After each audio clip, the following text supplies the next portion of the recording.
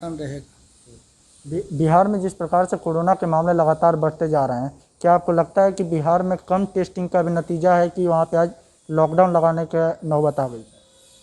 देखिए, लॉकडाउन लगाने की जो आवश्यकता पड़ी है, सरकार का काम है कि आवश्यकता के अनुरूप कदम उठावे। एक तो बिहार में जो अब 10 लाख गए कि 12 लाख गए कि 15 लाख गए कि 20 लाख गए, जो बाहर के प्रवासी लोग बिहार में जाके चले गए हैं, वो बिहार के हैं लेकिन बिहार के अस्थायी तो थे नहीं। बहुत लोग विदेश प्रदेश में ही अस्थायी तौर पर बसे थे। कुछ समय पर आते थे, फिर एक आध महीना गांव में रहे, फिर बाहर आते जाते थे। अब सब गांव में टिक गए हैं।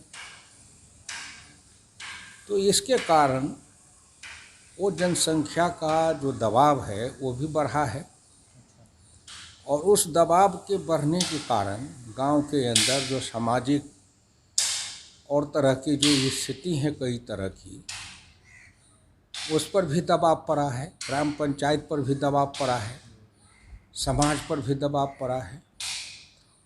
और दूसरा, जो ये शहरी लोग जो गए हैं गांव में, इनका आचार विचार रहन सहन मानसिकता वो ग्रामीण रहा नहीं, तो कहीं न कहीं उनको वहाँ पर बेचैनी महसूस होती है। बेचैनी, अब उसका तो उन्हीं को सहन करना पड़ेगा। जैसी बहे बियार पीठ तब तैसी कीजिए। समय के अनुसार आदमी को अपने को बदलना चाहिए, अपने में परिवर्तन करना चाहिए। दूसरा, कोई भी आदमी अभी गया है तो उनको संयम से काम लेना चाहिए। मिल बांट के का खाने का रहने का अभ्यास लगाना चाहिए। परिवार के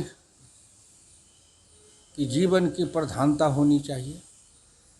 अगर वह शहरी संस्कार के जैसे उदंड उच्छृंखल रहेंगे कि वैसे ही चाय का, कैंटीन का, शराब का, ये सब सुविधा हमको मिले, तो इससे सामाजिक वातावरण भी बिगड़ेगा। तो सरकार ने इस सब को देखते हुए सरकारी साधन भी तो सीमित है ना। सरकार के पास में कोई असीमित साधन तो नहीं है, और सरकार के साधन आते हैं करों से। जब सारे व्यवसाय ठप है, रोजगार ठप है, उद्योग ठप है, तो कारोबार बंद है, तो सरकार का टैक्स आना बंद है, कहाँ से अलावे। और इतने दिन तक आज़ाद भारत में जो बिहार में राज चलाने वाले लोग हुए, अगर दूर दृष्टि रख के वो सोचे होते, संयम से, त्याग से, जन कल्याण की भावना से, बिहार के समग्र विकास और उत्थान के दृष्टिकोण से अगर वो चिंतन करके राह बनाए होते, तो इस विषम परिस्थिति में भी बिहार में इतनी क्षमता थी कि मुकाबला कर लेता। लेकिन इसके पहले जो लोग आए, जो हर पार्टी को मौका मिला। आज बिहार में कौन पार्टी है जिसको मौका नहीं मिला? जात के नाम पर कौन जात है जिसको मुख्यमंत्री बनने का अवसर नहीं मिला? 5 बार ब्राह्मण भी बने, राजपूत भी बने, भूमिहार भी बने, कायस्थ भी बने, यादव भी बने, कुर्मी भी बने, 3 दिन के लिए कुशवाहा भी बने। दलित समाज में से एक ग्रुप से राम सुंदर दास भी बने, तो दूसरे ग्रुप से भोला पासवान शास्त्री भी बने। अति पिछड़ा समाज में से कर्पूरी ठाकुर जी भी बने। मुसलमान में से अब्दुल गफूर भी बने। सबसे ज़्यादा मुख्यमंत्री ब्राह्मण के बने और यादव के बने। अब मेरी केवल एक ही बात बिहार की कहूँगा कि बिहार के नौजवानों, पढ़े लिखे शिक्षित लोगों को आत्ममंथन, आत्मचिंतन करें कि सब जात के लोगों को राज चलाने का अवसर मिला, उनके आदमी के हाथ में राज सत्ता आई, उन्होंने अपने समय में समग्र विकास के लिए क्या किया, अपने समाज के ही सर्वांगीण विकास के लिए सोचे होते, शिक्षा के लिए, विद्या के लिए, बुद्धि के लिए, संस्कार के लिए, ज्ञान के लिए, तेजस्विता के लिए, प्रतिभा के लिए, तो आज ये दुर्दशा बिहार की नहीं रहती। संजोग से अभी भी कोशिश करने के बावजूद भी हम उस रास्ते से हट नहीं पा रहे।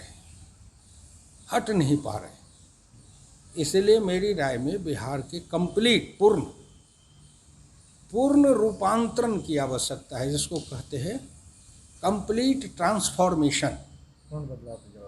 पूर्ण रूपांतरण, आर्थिक, सामाजिक, राजनीतिक, शैक्षिक, मानसिक, धार्मिक, सांस्कृतिक, वैचारिक, चारित्रिक, ये जिसको ये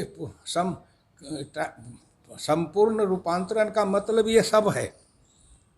मतलब नए लोगों को मौका दिया जाना चाहिए। नए लोगों को ही मौका देना है। नए लोग ही हैं अभी बिहार में कौन पुराना है? ये चिराग पासवान बूढ़ा है क्या? तेजस्वी यादव बूढ़े हैं क्या? और जो लोग उसमें हैं सो नए लोग भी काफ़ी हैं, लेकिन नए लोग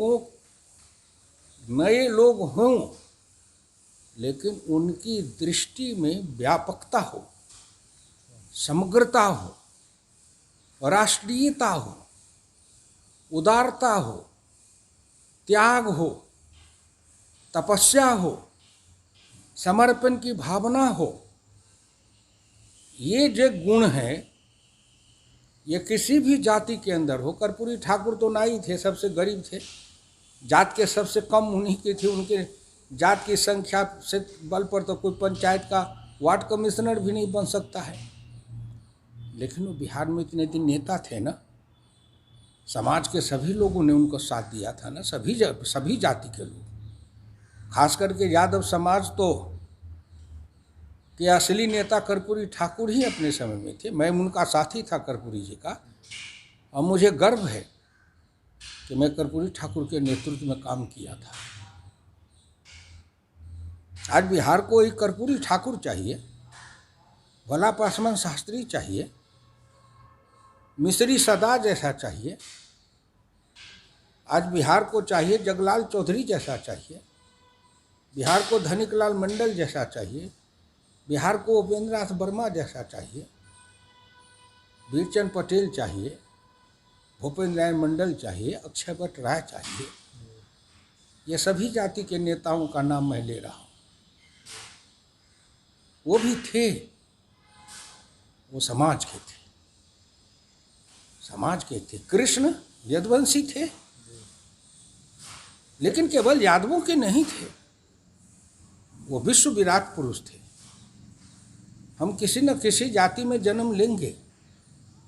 जाति में जन्म लेना मेरे अपने बस की बात नहीं है, लेकिन जाति में जन्म लेके